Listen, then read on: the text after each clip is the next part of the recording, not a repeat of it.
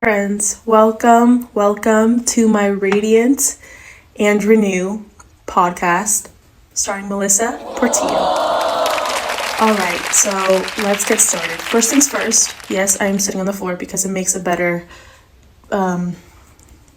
It just works. So just mind that. We are going to start off right off the bat with my topic today for this podcast. I have been doing this myself, so I'm not just speaking just to talk, but to really connect, to really get to know you guys. I feel like that's a good start to this podcast. That's the reason why I am so passionate about it, because I do want to connect with you. I do want to network with you. I do want to be able to see your side and mine as well. So first things first, I just want to say thank you. Thank you for the first podcast love, for showing support. Again, let's get started.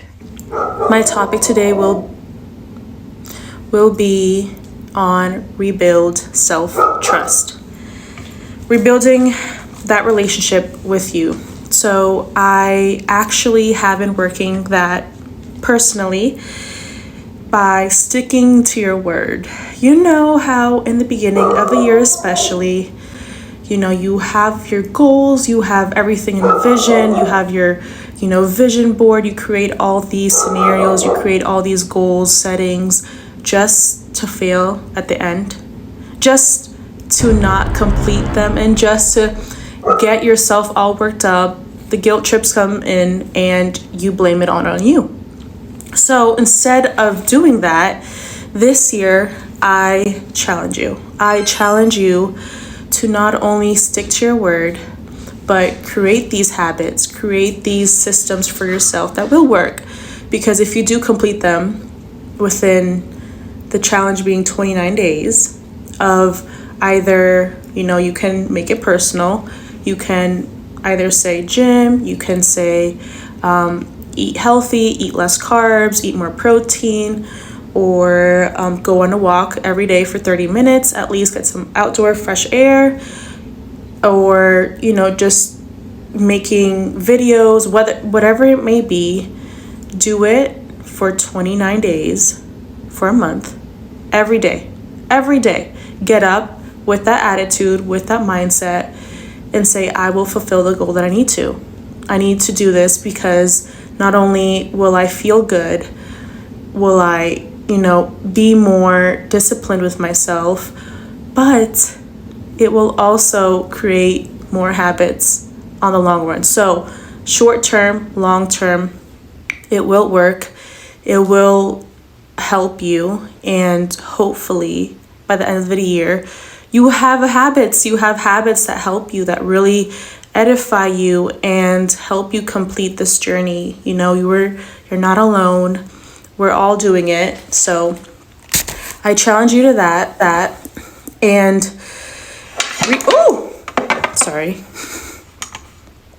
And on my second step, that I really want to highlight this because this to me is, again, very personal. I'm also working on it, but I think it's very misunderstood. That saying, the golden rule, treat yourself how you want to treat others. I challenge you to first treat yourself, the way you expect to others treat you. I want to dive into this. So treating yourself with that time, treating yourself with that grace, and you expecting that for others to treat you, because at the end of the day, self-love, all that self-care that you're pouring yourself into, you're nourishing your soul, you're changing from within out. Go inside and really sit, breathe, do some breathe work, get quiet, and check in with yourself. Pour that, and you're going to flourish that. You're going to pour on others on what you first pour on yourself. I think people misunderstand that. There's even a verse that says, Proverbs saying, encouraging us to love your own soul so much that you find goodness and truth. And I gotta look that up. It doesn't sound correct, but bear with me. I think the saying goes with, filling your cup, doing what you love, nourishing yourself, nurture what you love, what you need to do, and then flow out of that place. Because nobody likes flowing from an empty cup. Nobody likes giving when they don't have anything to receive. It's a hard thing. It's not only mothers that go through it. It's not only people in college that go through it. It's not only people that just want to start a business or people that are just starting their career. No, but it's for everybody. Parents, moms, dads, that includes everybody, teenagers. Everything has a line base, and what you nourish yourself, what you invest in, what you see even, and what you acknowledge. That there's that saying that says what you focus on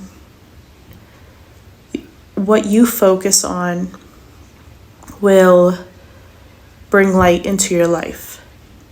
I think that's the most spectacular thing, because what you focus on, what you light up, what lights you up is what you're seeing life through. I think working on from yourself first, starting from there as a starting point for this year, and go from there. Number 3, setting boundaries. I gasp because first, I'm out of breath, but second, this is hard. This is really, really hard. I'm Gen Z, technically 97.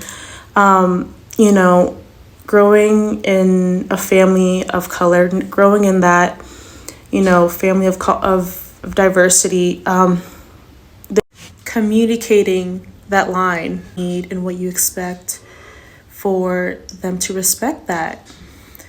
And, within yourself, within relationships, being parents, being family members, being in relationships, husband, wife, fiance, boyfriend, all the above, even with children, teaching that boundaries is healthy, that having a line of what you need and what you want is what is life. It's what you need. And I'm an empath. I'm a woman I love community. I love healthy connections. I love that whole saying of speak up for yourself, but there needs to be a line. There needs to be boundaries set. I think there's a book that I'm going to show it on. I've been reading it. It's called Healthy Boundaries. It speaks about that, and I definitely recommend that book, because especially now in this era, I am like my mid-20s, so it's kind of where you're setting those boundaries with relationships, interpersonal or intimate relationships, or just with people, like I said, that you see every day, and creating that space for yourself, creating that space for them so they know what you need and what you want. And third, this is a big topic. This is actually, I'm going to make a separate video on this, but this has to do a lot with self-sabotaging yourself and what it means. So I'm going to break it down. So self-sabotage, it's kind of like that ego, like that voice in you, really speaking about, you're not going to do it. Like, you're not going to go and put out this video and you expect people to, it's kind of that like negative talk. You're always, just sabotaging yourself, your dreams, your goals, your ambition, your whole aura. It's that subconscious in you. So we'll discuss this. We'll speak about this on my next podcast. So wait for that. So thank you. Who am I? Tapping into myself. Committed to what I love, what Melissa loves, that requires that process, that change, and making room for the new. So in order to accept that the new. You have to release what isn't that mine, what isn't meant for me. It's having that open energy to know what is exactly meant for me. And in this part, you're going to meet people, you are going to experience and tap into that energy into yourself and ask, who am I? Who am I in that process? Who am I? And allowing that space to question everything I'm doing. Operating in, who am I when I'm operating on anxiety? Who am I when I'm questioning everything I'm doing? Who am I when I'm joyful, when I'm filled with love and my passion, what I'm doing? Who am I fulfilled in the work I'm putting out? Who am I attracting? Who am I attracting in that space for growth, for an openness to the new? I'm excited to meet her. It's gonna take a while. She will be on the other side. That person is constantly pushing you to not settle. That person on the other side is clear-minded. She's open, she's honest. She is ready to tap in to not allow me to settle, to not allow me to stay put, to be consistent, to be fulfilled, but to be disciplined. It's heavy. It's very, very heavy. We easily compare to where we want to be, other people in our life, social media. I don't blame you, but it's harder to stay in the place of doing nothing, of you doing nothing, and stay there forever. I can't deal with that. I can't deal with not knowing what's better for me, what's new for me, and that can be just as simple as inner peace. By better of being truer to you, content with yourself, and knowing I'm just doing my best every day being everything in me, doing my best every day. I pray that you give yourself that grace, that time, those hard moments, because we don't have a blueprint for this. We don't have a guide to tell us what to do, yada yada yada. I wish, but it's not like that. But again, if it was easy, everyone can do it. And choosing this path of self-discovery, being true to yourself, authentic, and staying true to yourself, you chose it and you're in that path. Everyone can easily say, oh, I did this, but only you know your heart, you know your desires, you know what you can or can't take.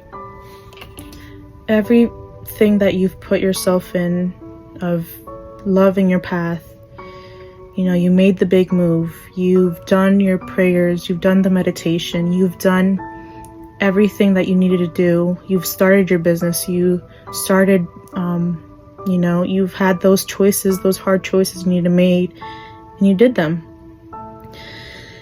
I pray that you keep going. I pray that you have an open heart, an open mind, and that prayers always guide you by God, and asking God for peace, for that quality of access within yourself, and act on that. Act on that, be that, and whatever it may be, whether it may be wisdom, whether it may be guidance, whether it may be a need, I pray that over your life, your work ethic, you're focused, and all your desires, and just breathe, sit with it, because it's a lot, and just let God be God in your life. So this is my podcast. I'm excited about many more episodes to come. So again, wish you all the best always. This is Psalms 116 from the inside out. Always love, joy, and peace be with you. Bye.